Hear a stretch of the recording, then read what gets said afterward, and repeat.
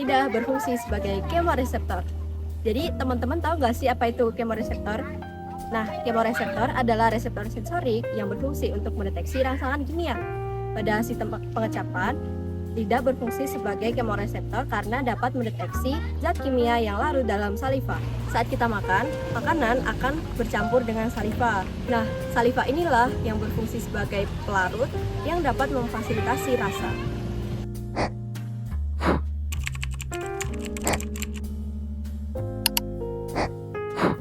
Baik teman-teman, gambar ini menunjukkan anatomi lidah yang terbagi menjadi 3, yaitu radix, corpus, dan apex, yang dimana radix dan corpus itu dibatasi dengan bagian yang namanya sulcus terminalis yang berbentuk V, dengan foramen cecum di tengahnya. Nah, pada permukaan korpus itu terdapat berbagai papila, yang dimana diantaranya adalah filiformis, fungiformis, foliata, dan valata. Nah, di radix itu juga mengandung tonsilla lingualis yang berhubungan langsung dengan epiglottis dengan plica epiglottica.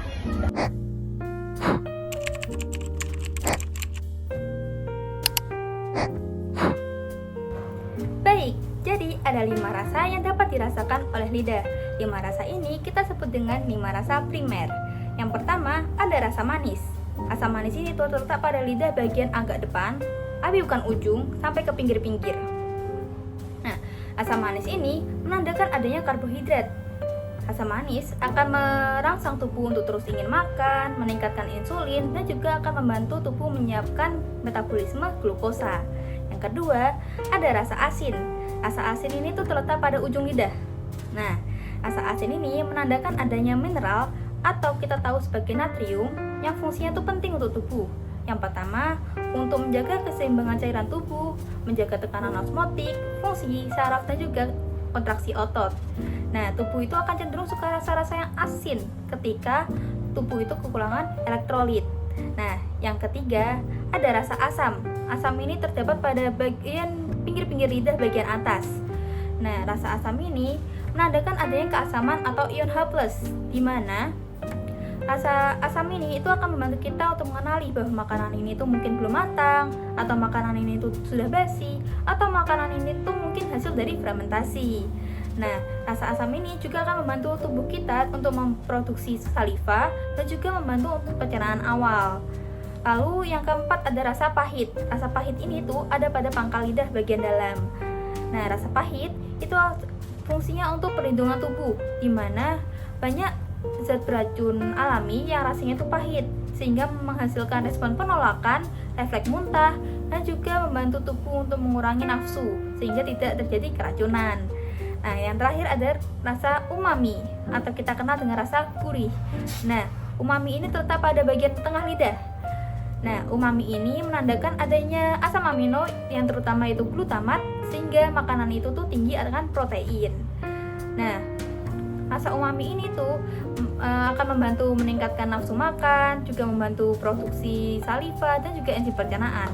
Dan juga dia tuh membantu tubuh untuk mengetahui mana sih sumber nutrisi yang baik untuk pertumbuhan dan juga perbaikan jaringan.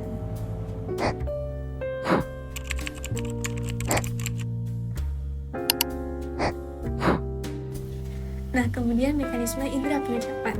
Pada mekanisme ini, lidah itu berperan untuk menerima zat kimia dari makanan yang kita makan. Zat kimia tersebut kita kenal dengan tasten. Nah, pada tahap pertama atau tahap penerimaan awal, makanan yang kita masukkan ke mulut kemudian akan kita kunyah dan itu akan bercampur dengan air liur. Nah, zat kimia atau tasten yang ada di makanan tersebut akan diserap oleh pori-pori kecil di lidah, yaitu pori pengecapan. Nah, pori pengecapan itu terdapat rambut-rambut halus, yaitu mikrofili gustatori. Pada mikrofili gustatori inilah terdapat pendeteksi pertama rasa dari makanan yang kita makan. Pada tahap kedua, yaitu tahap depolarisasi, setiap rasa itu mempunyai cara yang berbeda untuk mengaktifkan sel. Yang pertama, rasa asin. Rasa asin mempunyai proses yang paling sederhana dibandingkan rasa-rasa yang lainnya, dikarenakan ion natrium itu akan langsung masuk ke dalam sel menyebabkan ketidakseimbangan muatan di dalam sel. Kemudian rasa yang kedua, rasa asam. Rasa asam ini dipicu karena adanya ion hidrogen atau H+, dan kemudian masuk ke dalam sel menyebabkan tertutupnya kanal natrium. Nah, tertutupnya kanal natrium itu akan menyebabkan ketidakseimbangan muatan di dalam sel. Untuk rasa manis, rasa umami, dan juga rasa pahit itu mempunyai cara yang sendiri, yaitu dengan mekanisme protein G. Nah, untuk rasa manis, dia itu akan menempel di ujung-ujung reseptor. Untuk rasa umami, itu akan mengaktifkan glutamat. Dan untuk rasa pahit, itu akan mengaktifkan protein khusus protein G, yaitu gustacin. Untuk mekanisme protein G itu diawali dengan zat rasa itu menempel pada reseptor, kemudian akan mengaktifkan protein G, dan diikuti dengan pengaktifan enzim adenilat siklase. Nah, karena enzim adenilat siklase itu aktif, maka akan mengubah ATP menjadi siklik adenin monofosfat yang membuat kanal natrium itu terbuka sehingga terjadilah depolarisasi atau ketidakseimbangan muatan di dalam sel. Kemudian tahap ketiga yaitu transduksi atau pelepasan sinyal. Pada tahap ini, kanal Ca2+ itu terbuka menyebabkan kalsium itu masuk ke dalam sel. Nah, kalsium yang masuk ke dalam sel itu akan memicu pelepasan dari neurotransmitter yang bisa berupa ATP ataupun serotonin. Nah, neurotransmitter tersebut akan menempel di ujung-ujung saraf. Pada tahap ini, sinyal kimia itu akan diubah ke sinyal saraf. Kemudian masuk ke tahap keempat yang dimana transmisi sinyal atau sinyal itu dikirimkan ke otak. Nah, tahap ini terdapat 3 saraf yang berperan. Yang pertama itu ada nervus facialis atau saraf ke-7.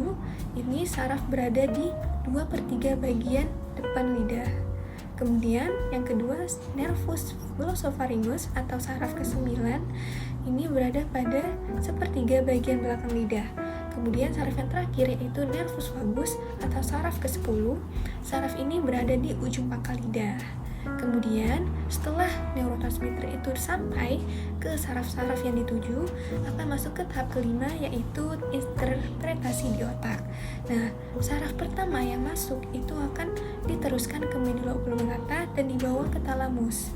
Kemudian sebagian dari neurotransmitter itu akan dibawa ke sistem limbik yang akan mempengaruhi emosi. Contohnya saat kita memakan makanan yang enak itu akan memicu emosi bahagia ataupun senang. Nah, kemudian yang terakhir itu akan dibawa ke korteks gustatori primer yang dimana otak itu secara sadar akan mengetahui aroma, kemudian mengetahui tekstur dan juga mengetahui rasa dari makanan yang kita makan.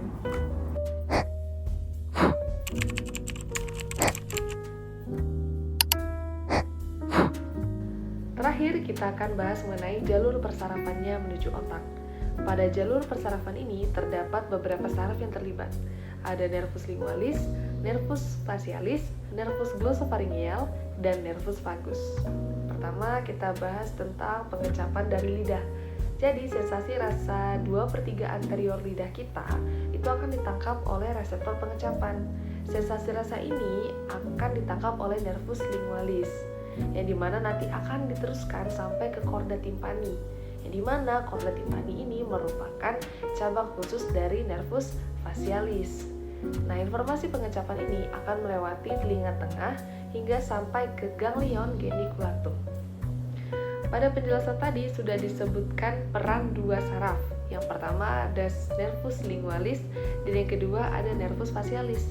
Selanjutnya kita akan bahas mengenai nervus glossopharyngeal. Saraf ini mempersarafi 1/3 bagian posterior dari lidah. Sinyal dikirim melalui cabang-cabang lingual hingga sampai ke batang otak. Ganglion ini disebut juga sebagai ganglion petrosal. Nah, disinilah tempat berkumpulnya badan sel sensorik, yang tepatnya berada di bawah foramen jugularis. Serabut saraf aferen akan berjalan menuju medula oblongata dan akan melakukan sinapsis pada nucleus solitarius rostal. Nah, bagian rostal dari nucleus solitarius ini identik dengan nucleus gustatori yang merupakan pusat pengecapan kita. Berikutnya kita akan bahas mengenai nervus vagus. Jadi, nervus vagus memiliki suatu cabang yang disebut dengan superior laryngeal branch, yang dimana saraf ini juga berfungsi untuk menerima informasi rasa. Informasi rasa yang didapatkan itu berasal dari kuncup pengecap atau yang biasa kita kenal dengan taste buds, yang berada pada bagian permukaan laring di bagian epiglotis. Nah, cabang saraf ini akan bergabung dengan nervus vagus utama dan badan sel sensoriknya akan membentuk suatu ganglion yang disebut dengan ganglion nodosa. Selaput aferen akan menuju tengkorak melalui suatu lubang yang disebut dengan foramen jugularis bersama dengan nervus glossopharyngeal dan nervus accessorius dan melewati ganglion vagal. Sinyal-sinyal ini akan berhenti dan melakukan sinapsis pada nukleus solitarius rostal. Nah, untuk nervus vagus, lokasi sinapsisnya berada paling bawah daripada nervus glossopharyngeal dan nervus facialis pada nukleus tersebut.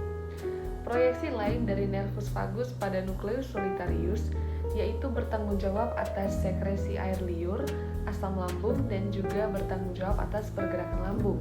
Hal inilah yang menyebabkan ketika kita melihat makanan yang enak, maka produksi air liur kita akan meningkat dan aktivitas pencernaan kita juga akan meningkat.